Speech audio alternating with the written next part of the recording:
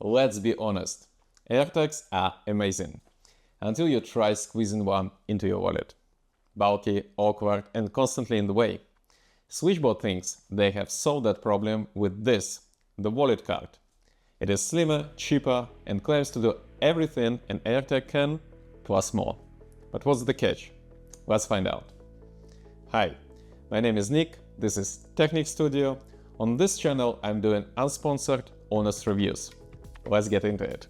When Apple launched the AirTag a few years ago, it wasn't the first item tracker, but it absolutely redefined the category. It quickly became the gold standard.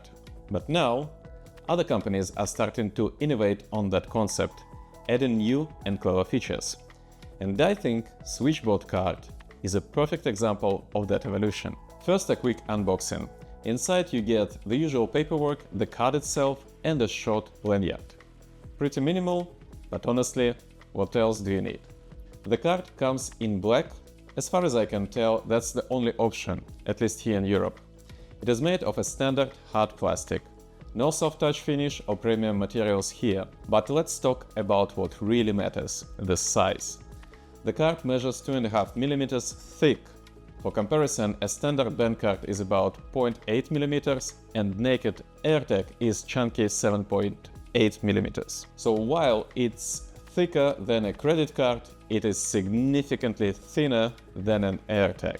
And this is where we hit the first major advantage. The whole point of a wallet tracker is to slide it and forget about it.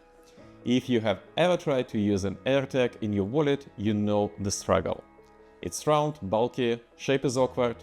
I'm not a fan of putting it in the cash pocket, it's always in the way. For the last years I kept mine in the coin pocket, which is even worse.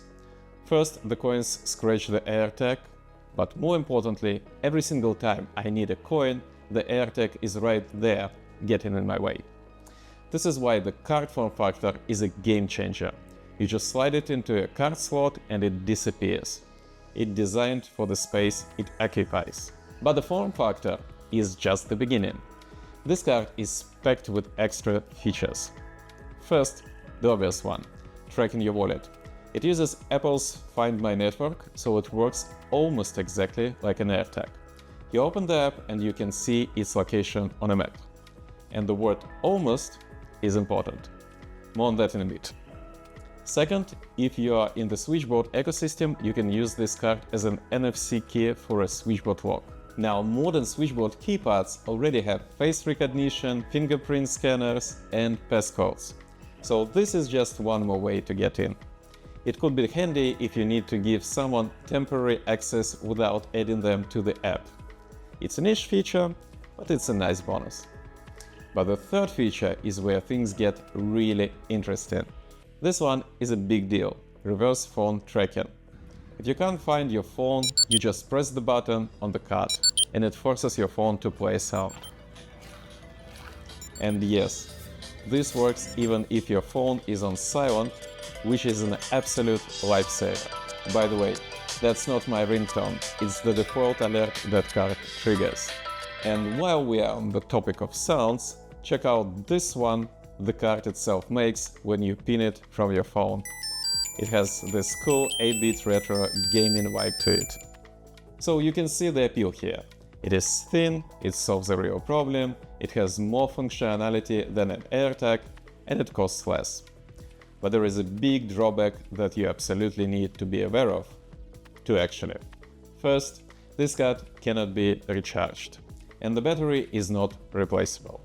With a normal AirTag, you just pop in a new coin battery once a year and you're good to go. This card has a claimed 3-year lifespan. And after that, well, you have to throw it away and buy a new one. Second, precision finding. It's not available. That means you won't get that fancy arrow on your screen that guides you to your item within centimeters. This card will show you an approximate location on the map, but the final few steps are up to your ears to locate. For me personally, those are not deal breakers. I love the convenience of the card format so much that I can finally get rid of that annoying AirTag in my coin pocket. I would rather much throw this card every 3 years away than be constantly annoyed. But for you, that disposable nature might be the very thing that makes this a non-starter. What do you think? Let me know in the comments. So there you have it. Hopefully this video helps you make the right decision for your wallet. Thanks for watching. If you found this helpful, a like on this video is always appreciated, and consider subscribing for more reviews like this one. I'll see you in the next one.